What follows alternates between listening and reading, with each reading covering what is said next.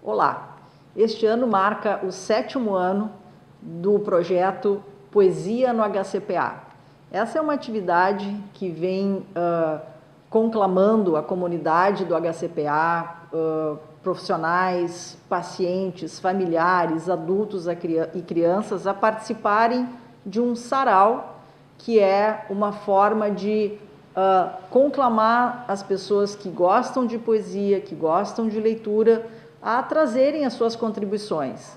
Tem sido uma atividade que quebra um pouco a rotina da dureza de um hospital e que olha para outras dimensões das relações humanas através da poesia. É um prazer muito grande para o hospital poder fazer parte dessa história. Essa é uma atividade que fica disponibilizada pelo YouTube, onde as pessoas podem acessar, e eu convido a todos a continuar participando e prestigiando essa iniciativa que tanto nos diferencia dentro da área de comunidade hospitalar. Então, contamos com vocês. Queria dar os parabéns ao professor Xavier, que vem liderando essa iniciativa há tanto tempo, e sucesso nessa empreitada.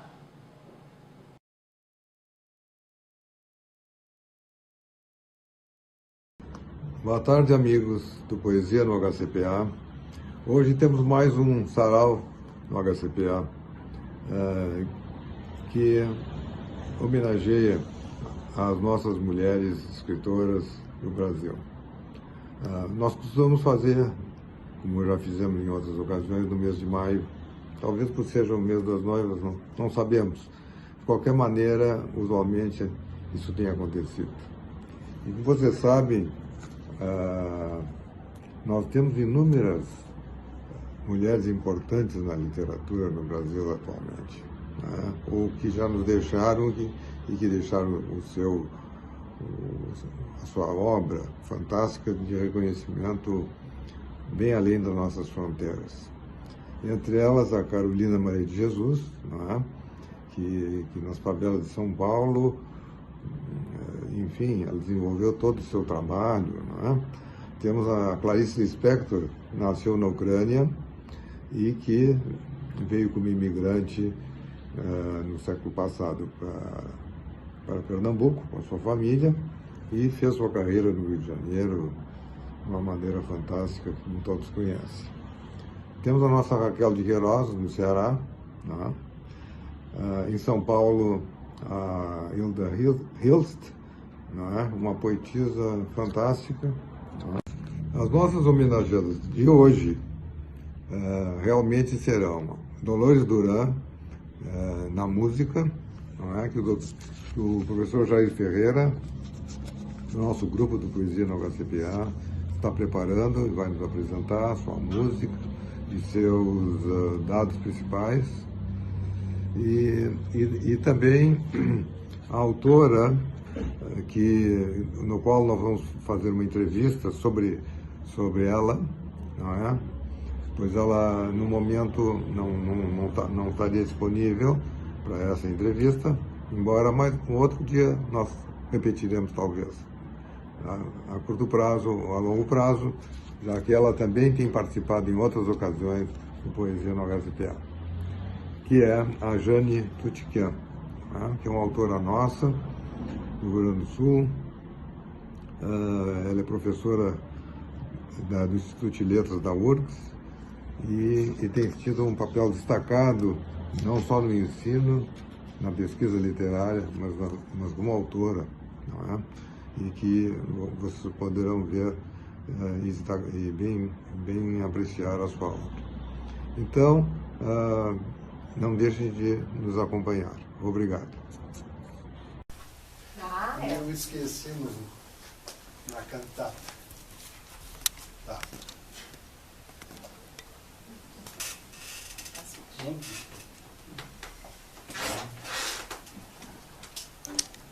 Firme, guri.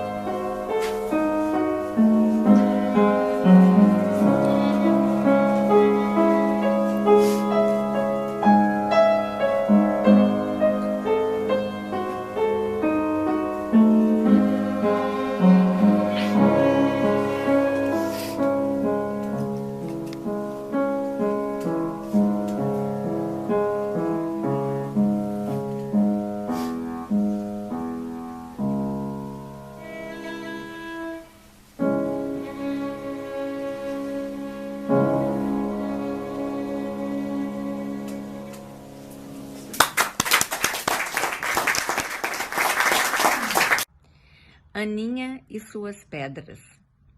Não te deixes destruir, ajuntando novas pedras e construindo novos poemas. Recria tua vida, sempre, sempre. Remove pedras e planta roseiras e faz doces. Recomeça. Faz de tua vida mesquinha um poema, e viverás no coração dos jovens e na memória das gerações que hão de vir. Esta fonte é para uso de todos os sedentos. Toma a tua parte. Venha a estas páginas e não entrave seu uso aos que têm sede. Cora Coralina. De Dolores Duran, A Noite do Meu Bem.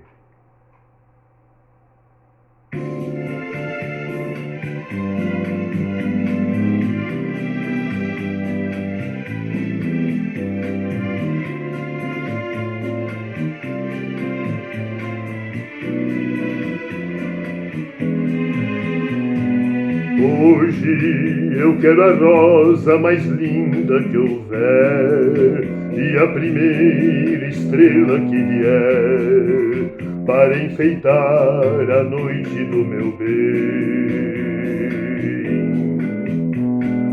Hoje eu quero paz de criança dormindo e abandono de flores se abrindo para enfeitar a noite do meu bem. Quero a alegria de um barco voltando, quero ternura de mãos se encontrando para enfeitar a noite do meu bem.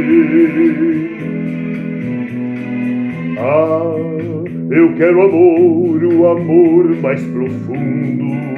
Eu quero toda a beleza do mundo para enfeitar a noite do meu bem. Hoje eu quero a rosa mais linda que houver e a primeira estrela que vier para enfeitar a noite do meu bem. Eu quero paz de criança dormindo e abandono de flores se abrindo para enfeitar a noite do meu bem.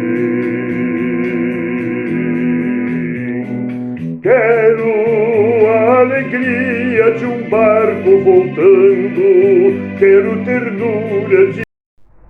A canção que eu interpretei, A Noite do Meu Bem, é de autoria de Dolores Duran, nome artístico de Adileia Silva da Rocha, uma mulher de origem humilde que se tornou uma das grandes cantoras da década de 1950. Além de cantora, ela era compositora, letrista e instrumentista. Dolores Duran foi autora de inúmeros sucessos, e tanto em parceria como música e letra compostas por ela própria. Entre essas letras de muita inspiração está, por exemplo, a canção Leva-me Contigo, cuja letra diz o seguinte: ai, leva-me contigo pela noite eterna da tua amargura. Deixa que eu te ofereça todo esse carinho, toda essa ternura. Não me deixe chorar novamente no tormento desta solidão. Não me deixes entre todas as coisas que foram tão nossas. Dá-me tua mão. Ai, leva-me contigo. Perde a minha vida quando te perderes. Deixa que eu te dê meus olhos para que tu chores sempre que sofreres. Segue o teu sonho impossível. Não tentes fugir. O que eu quero é ficar ao teu lado e te amar sempre, sempre, sem nada pedir.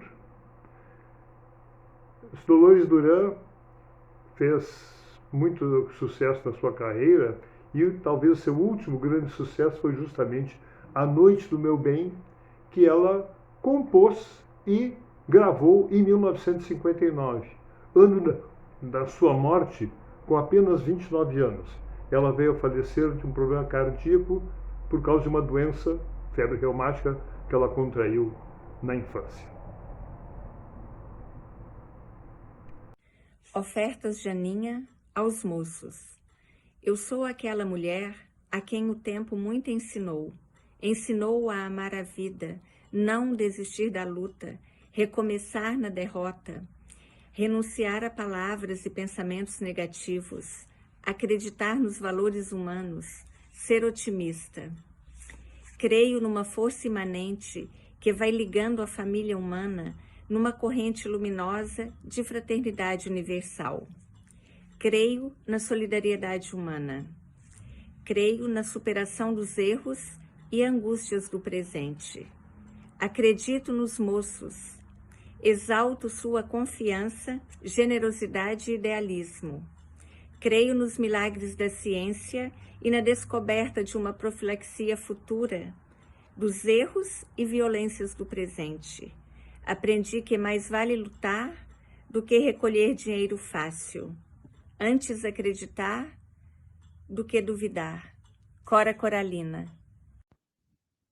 7º Sarau Poético do Hospital de Clínicas. Os participantes do Sarau Poético do Hospital de Clínicas de Porto Alegre devem estar encantados, como eu, com a beleza desse momento mágico. Belíssimas flores adornam o ambiente. Afinal, não é por menos. Hoje acontece o 7º aniversário do Sarau. Por conta disso, Olavo Bilac trouxe a última flor do Lácio e Érico Veríssimo pediu que olhassem os lírios do campo, colhidos especialmente para a ocasião. O poeta e professor de Braille, Valdim de Lima, declamou: as flores são mais que perfumes e cores. As flores têm alma. Na essência das flores, em meio aos matizes, sua alma palpita. No charme do lírio, da rosa e da frésia, da orquídea e da palma, no grande e sublime universo das flores, Sua alma é infinita. Pronto! O sarau do Hospital de Clínicas se transformou em uma floricultura. As surpresas continuaram com a chegada do João Simões Lopes Neto com os casos do Romualdo. Um deles abordava uma corrida de cancha reta, vencida pelo Romualdo montado no cavalo Pégaso. O alazão, que tinha asa nas patas, pertencia ao poeta e doutor Rogério Gastal Xavier. Machado de Assis também veio prestigiar o encontro, mas está triste por não permitirem que o Mário Quintana trajasse o fardão da academia. Ah, o que, Quintana? Sorridente, respondeu. Eles passarão, eu passarinho. A academia virou um depósito de ministros e, com o perdão de alguns amigos que tenho lá, um asilo de velhos. Uma espécie de sociedade recreativa e funerária. Eu, que tão pouco sei de medicina, ouso afirmar que a poesia e as flores do Hospital de Clínicas são como a música, um bálsamo para os doentes. Amolece a dureza do sofrimento, abrandando a fraqueza dos aflitos. Na certeza que dias melhores como esses do 7º Sarau do Hospital de Clínicas, deixo aqui a minha Via das Rosas. Quem criou um jardim e se fez jardineiro teu? Por acaso tens outro jardineiro a tomar conta desta trilha de rosas? Outro que te cobre com flores a enfeitar teus dias? Alguém que faz das flores se abrirem para te abraçar num carinho colorido que só a natureza pode dar? Tu que roubaste a cor e a beleza da flor, deixas as orquídeas mais azuis ao passar. Ao te ver entre as flores, vejo um girassol a balançar. Fascinação que faz nascerem copos de leite em meu olhar. E quando a flor mais linda do jardim chega ao fim da Via das Rosas, fica no ar uma fragrância saborosa, e pisando num tapete de capim, ela se vai dizendo assim: jardineiro, plante as flores que quiseres, só não se esqueça de mim, que tenho a beleza da rosa e o perfume do jasmim. Nelson Newlands Carneiro. Olá, meu nome é Leandro Henrique Ortolan. Eu vou recitar o poema Eu, Mulher, da Conceição Evaristo. Mas antes de mais nada, eu faço questão de parabenizar esse projeto tão sensível e tão humano que é o Poesia no HCPA, que está comemorando 7 anos e que possam vir outros tantos. Eu, mulher.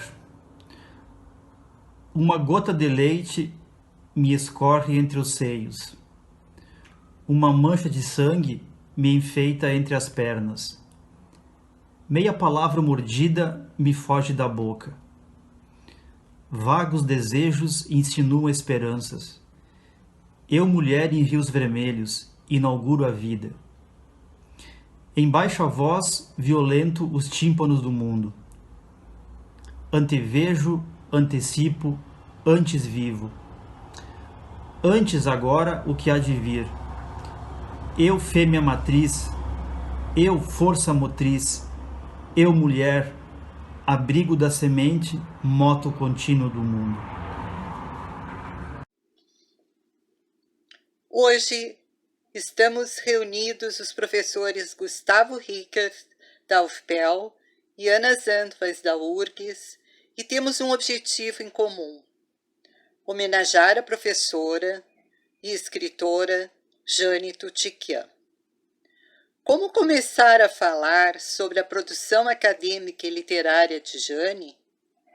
Sua obra é tão vasta. Começo então pela produção acadêmica. Jane obteve o título de doutora em letras pela Universidade Federal do Rio Grande do Sul, com a tese intitulada A Construção do Processo de Identidade Nacional, nas obras de Lídia Jorge e Orlando Amarilis. Como docente, tem desenvolvido suas pesquisas e orientações na área de literatura portuguesa, no Departamento de Letras Clássicas e Vernáculas da URGS, do qual é professora titular. Sua pesquisa atual vem sendo desenvolvida através do projeto Mulheres e seus textos fundadores, por meio do qual investiga textos literários fundadores de mulheres de Angola, São Tomé e Cabo Verde. Jane foi também diretora do Instituto de Letras e vice-reitora da Universidade Federal do Rio Grande do Sul, de 2016 a 2020. E o que dizer da escritora? Na condição de escritora, atuou como ficcionista, tendo se destacado, sobretudo, pela produção de contos, ensaios e textos de literatura infanto-juvenil. Dentre os seus principais textos, queremos dar destaque à Geração Traída, produzido em 1990, Literatura e História, 3 Vozes de Expressão, A Rua dos Secretos Amores, de 2002, e Entre Mulheres, Contos de Aprendiz. Sua produção literária tem sido reconhecida através de diferentes premiações. O Prêmio Érico Veríssimo, concedido pela Câmara Municipal de Porto Alegre em 1988. O Prêmio Açorianos de Literatura, concedido em 2011. Olá, primeiramente eu gostaria de agradecer ao convite realizado pelo Dr. Rogério, por meio da querida professora Ana Zandweis, para estar aqui homenageando essa pessoa tão especial para mim, que é a Jane Tutiquian. Meu nome é Gustavo Ricker, eu sou pesquisador, professor de literatura na Universidade Federal de Pelotas e realizei toda a minha formação acadêmica na Universidade Federal do Rio Grande do Sul, onde eu fui orientado pela professora Jane Tutiquian desde a iniciação científica até o doutorado. Então, eu posso dizer que a Jane é não só uma autora que eu admiro e que eu leio, mas também uma mentora, né? Uma mãe acadêmica, uma mãe intelectual, uma pessoa intensa, forte, vibrante, querida, que eu muito admiro e levo sempre junto comigo. Essa homenagem é sobre a Jane Tutiquian enquanto personalidade literária, né? E a Jane costuma dizer que ela não é uma escritora de enredos, né? Mas uma escritora de emoções. E eu acho que essa é a melhor definição para a atividade literária da Jane, né? A literatura dela é um pouco como a personalidade dela, né? Uma literatura muito forte, muito intensa, muito marcante, muito vibrante, né? Porque, afinal de contas, o que ela busca representar não é exatamente o que vivemos, né? O como vivemos, mas sim o que nós sentimos enquanto vivemos, né? E para mim é essa característica fundamental que perpassa a literatura da Jane, desde a produção infantil, a produção infanto-juvenil, até os contos e os ensaios, né? E diante de toda a imensidão, né, dessa obra, que tem mais de 20 livros, né? Como o tempo existe, eu preciso fazer um recorte, né? Eu escolhi aqui 2 obras para comentar um pouquinho com vocês. E eu queria ainda dizer, né, antes de falar um pouquinho sobre essas 2 obras, que são as 2 obras que mais me impactaram enquanto leitor da Jane, né? Eu queria dizer que, junto comigo nessa homenagem, estão não só a minha querida professora Ana Zandvois, mas também os colegas Daniel Conte, Paula Nasser, que são professores de literatura, também orientados pela Jane em sua formação,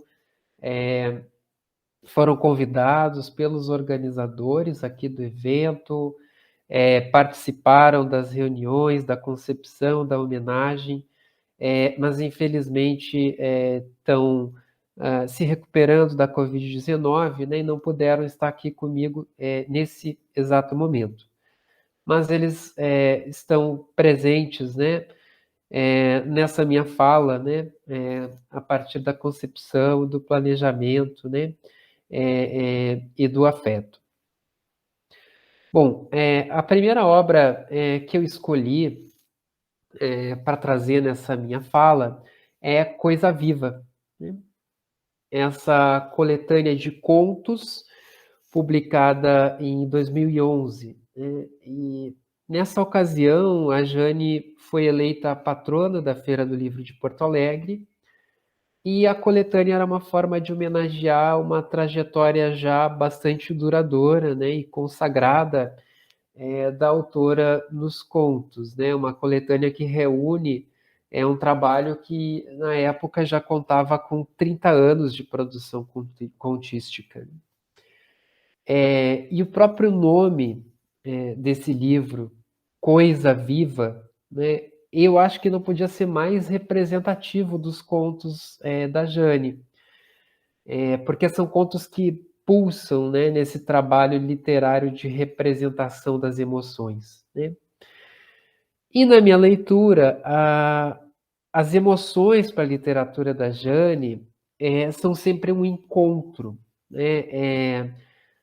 Um encontro com o diferente, um encontro com o outro, né? Que é o que nos faz, mesmo por um breve instante, vivos, né? Então, isso perpassa praticamente todos os contos, né? Queria destacar aqui alguns, né? O primeiro, meu preferido, que é o Olhos Claros, Cavalo Grande e Branco, que é um conto extremamente delicado sobre os limites da linguagem e abarcar essas emoções tão intensas, né? Que são os encontros. Nessa narrativa, a narradora, que é uma mulher adulta, independente, bem resolvida, dialoga com um frágil menino que tem por volta de 12 ou 13 anos, que é seu vizinho, e uma comunicação que não vai se dar pela linguagem verbal, nem pelas frivolidades sociais, né, de estar quente, estar frio, como você está, fique bem, se cuide, não.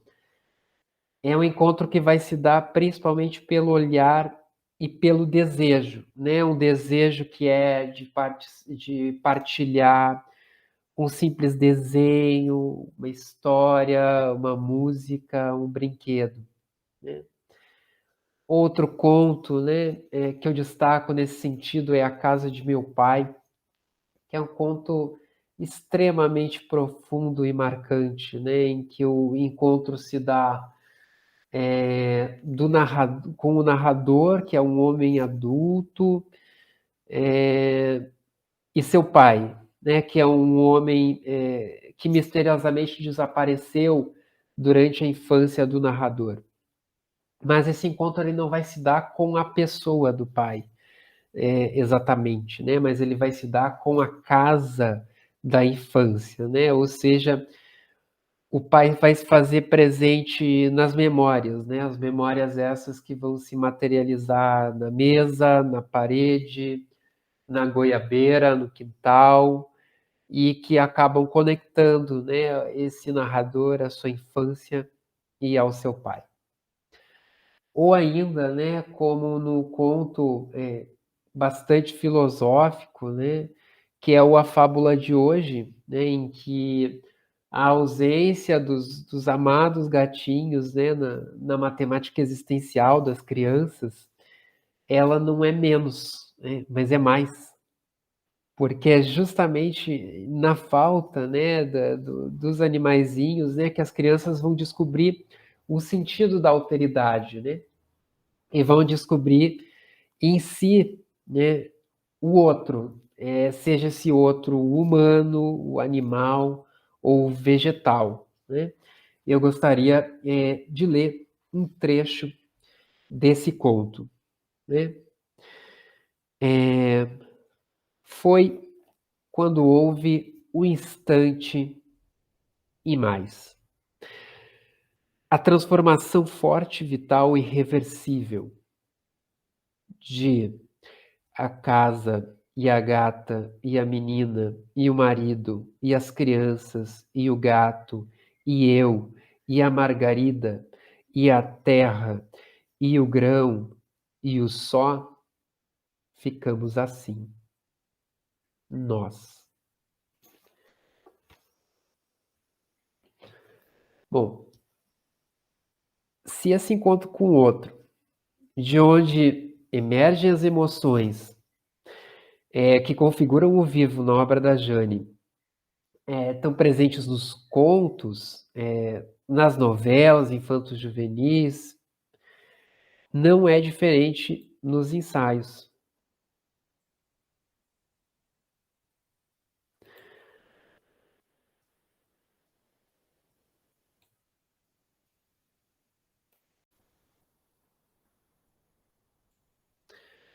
Por isso, a minha segunda escolha talvez seja um pouco inusitada para uma homenagem a uma personalidade literária, porque é de uma obra ensaística, né? Ou Velhas Identidades Novas, né? E essa escolha tem alguns motivos, né? Quer sejam a Jane ser uma estudiosa e uma crítica literária também de reconhecimento internacional, com prêmios, homenagens em diferentes países, mas principalmente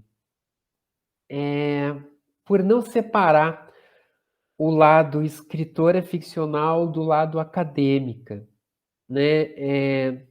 Nesse sentido, essas obras ensaísticas da Jane, na minha opinião, elas não podem ser restritas ao meio acadêmico, né? Elas devem ser obras lidas por todos os leitores curiosos, interessados em conhecer, em debater e sentir literatura, né? Porque os textos ensaísticos da Jane são, antes de mais nada, também incursões literárias, né?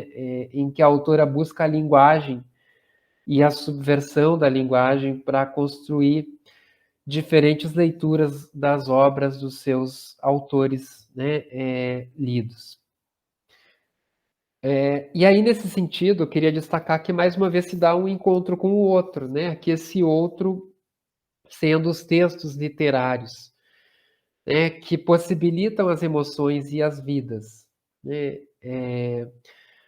O Velhas Identidades Novas foi lançado em 2006, é resultado da pesquisa pós-doutoral da Jane, né? E se trata de um dos primeiros livros do Rio Grande do Sul a abordar com amplitude as literaturas africanas, né? Então, é nesse encontro com autores como Pepe Tela, Mia Couto, Germano Almeida e Luiz Cardoso, que a Jane traz um trabalho que é inaugural e que apresentou a literatura produzida nos países africanos de língua portuguesa por uma geração de escritores, de leitores, né? Geração essa da qual eu mesmo faço parte, né? Então eu não posso deixar de partilhar com vocês, por exemplo, a surpresa e o encanto que foi o meu encontro com a obra do angolano Luandino Vieira, que foi uma indicação da própria Jane nas atividades, né, de pesquisa dela. Bom, sobre a estrutura, né, do livro Velhas Identidades Novas, né, é uma obra que busca compreender a história dos países africanos a partir da literatura produzida por esses países, né?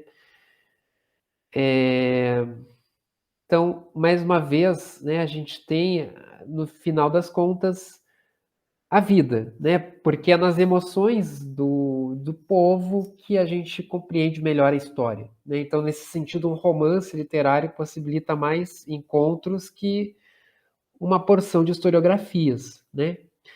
E aí, queria destacar aqui uma passagem da obra, né? Em que a Jane destaca que as obras literárias nunca são simples memórias. Elas reescrevem as suas lembranças e influenciam os seus precursores, né, em referência a Borges. Isso é, resgatam no passado, no presente e com vistas ao futuro, outros presentes, instaurando sobre o tempo, sobre o outro e sobre o si mesmo novos olhares. Por isso, eu termino aqui essa singela homenagem propondo que encontremos todos nós novos olhares, né? Que a gente leia Coisa Viva, Velhas Identidades Novas e todos os livros, né, que a Jane publicou e vai publicar, né? Porque é no contato com a autora, é no contato com o texto, é no contato com as suas pessoas, né? Sejam elas reais ou inventadas, no contato com os seus lugares, né? Sejam eles também reais ou inventados, no contato com seus autores preferidos, né? Que a gente, mesmo que por instantes, né? Instantes muito breves, muito fugazes, né? Podemos ser coisas vivas. Então, meu muito obrigado, um grande abraço a todos e, em especial, um abraço enorme, um beijo enorme para a Jane. Queridos amigos do Grupo Tuiatã, eu gostaria de apresentar para vocês uma peça musical do Bach, do João Sebastião, que faz parte do seu Cravo Bem Temperado. Um prelúdio.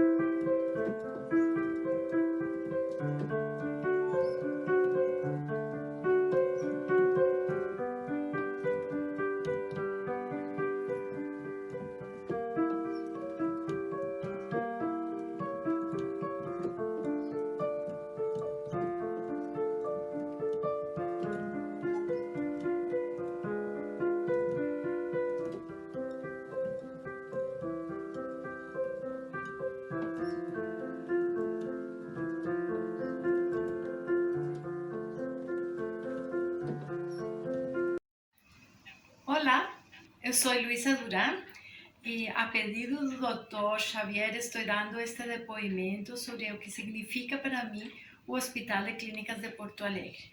Bom, primeiro, eu comento que eu sou colombiana, faz 22 anos eu moro em Porto Alegre e sempre temos morado aqui na Avenida Jerônimo de Ornelas, que justamente é onde está localizado, no final da Jerônimo de Ornelas está localizado o Hospital de Clínicas. Então, pela importância deste equipamento no meu bairro, é impossível não ter presente no cotidiano a importância do hospital, né? Bom, a segunda questão é que eu sou professora na URGS, na Faculdade de Arquitetura, e eu leciono sobre a arquitetura do Brasil. E esse o edifício do Hospital de Clínicas sempre aparece nas aulas, nos conteúdos, por a importância que foi esse edifício em seu projeto, enfim, para a arquitetura moderna brasileira, ou seja, a arquitetura das décadas de 50, 60, enfim. Já num plano mais pessoal e mais afetivo, eu comento que tenho muita gratidão ao Hospital de Clínicas pelas enfermeiras e pelos doutores que eu tenho consultado que são do hospital. Em especial, destaco o papel das técnicas de enfermagem da unidade neonatal, porque me apoiaram muito quando meus filhos gêmeos nasceram. Elas nasceram prematuros, não nasceram no Hospital de Clínicas, mas quando nós saímos com meu marido da neonatal, com 2 bebês prematuros que não sabíamos como cuidar, tivemos a sorte de ter o apoio da Flávia, que já deve estar formada, já deve ser uma enfermeira, mas na época era estagiária, e ela nos acompanhou um mês, ajudando-nos a aprender a cuidar dos nenês. Aí depois ela deixou a outras amigas dela, que foram... Ensinamento. Minha mãe achava estudo a coisa mais fina do mundo. Não é. A coisa mais fina do mundo é o sentimento. Aquele dia de noite, o pai fazendo serão, ela falou comigo. Coitado, até essa hora no serviço pesado. Arrumou pão e café, deixou tacho no fogo com água quente. Não me falou em amor, essa palavra de luxo. Adélia Prado. Olá, meu nome é Leandro Henrique Ortolan. Eu vou recitar o poema Milagre, da Lila Ripoll, mas antes de mais nada eu faço questão de parabenizar esse projeto tão sensível e tão humano que é o Poesia no HCPA, que está comemorando 7 anos e que possam vir outros tantos. Milagre. Nasce e morre no meu peito um desespero contido, que nunca sobe ao meu rosto, nem tocará teu ouvido. Chegam às vezes ousados, perturbados pensamentos, batendo na minha boca para contar meus tormentos.